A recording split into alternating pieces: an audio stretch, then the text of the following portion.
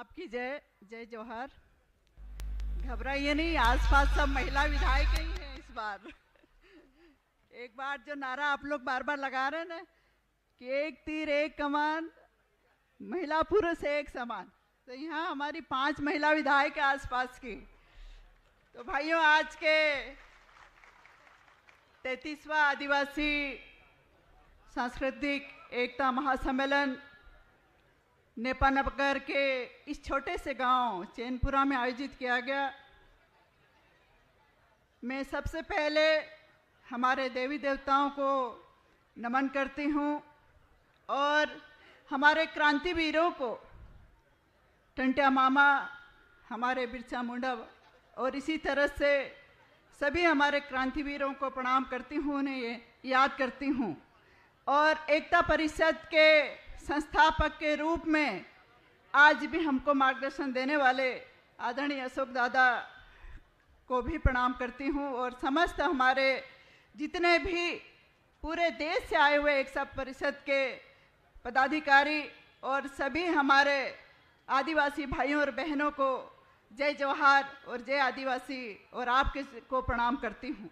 भाइयों, आज का कार्यक्रम जिसमें हमारे आदिवासी समाज के आदरणीय हमारे प्रतिपक्ष के नेता भी मौजूद हैं और तमाम हमारे गुजरात, राजस्थान, मध्य प्रदेश के जनप्रतिनिधि भी यहाँ पे मौजूद हैं, जो आप सबकी चिंता के लिए हर बार अपनी पूरी ताकत के साथ विधानसभा, लोकसभा, जहाँ भी स्थिति बनती है आपकी बात रखते हैं।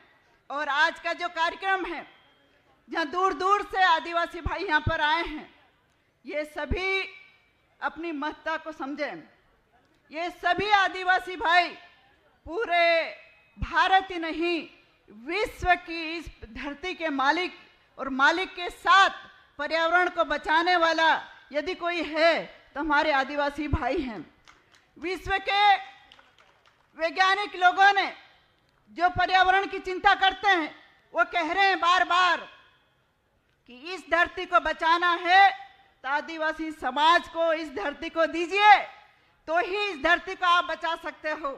इतनी चिंता उन्होंने जाहिर कर दी है, क्योंकि आदिवासी भाई कभी जंगल नहीं काटता है।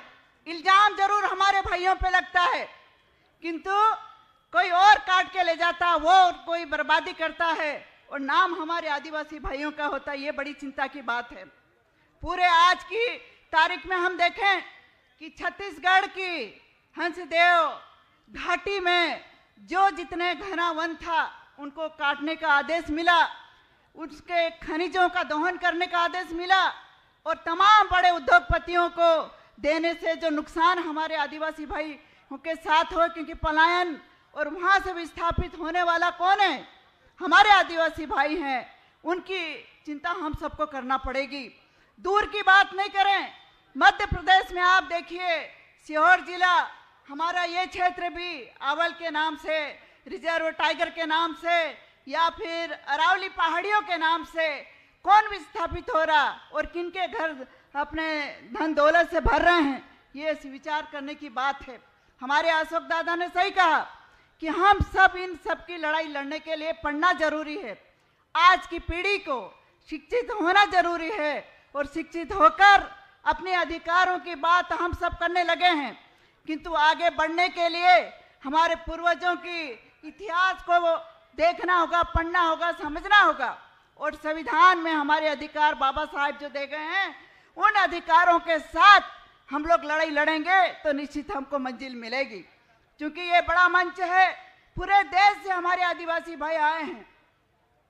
ज्यादा न कहते हुए हमारे मार्गदर्शक के रूप में अशोक दादा और तमाम हमारे बुजुर्गों ने जो हमको आदेशित किया है उसको हम लोग चलेंगे और आप सबकी रक्षा की बात, संविधान की रक्षा की बात, क्योंकि बार बार एक ही नारा लगाएं, इसलिए मेरी बात को यही समाप्त करती हूं। पर एक बार जरूर नारा लगा दें कि एक तीर एक कमान। मुझे लगता खाना खा ही नहीं लगता है, जोर से बोलेंगे, ये आवाज जाना चाहिए दिल्ली, भोपाल से भी आगे पूरे देश में। एक तीर एक कमान। जब तक नहीं आवाज आएगी मैं बोलते रहूंगी, एक तीर एक कमान। बहुत बहुत धन्यवाद। जय हिंद, जय भारत, जय जवाहर, आपकी जय।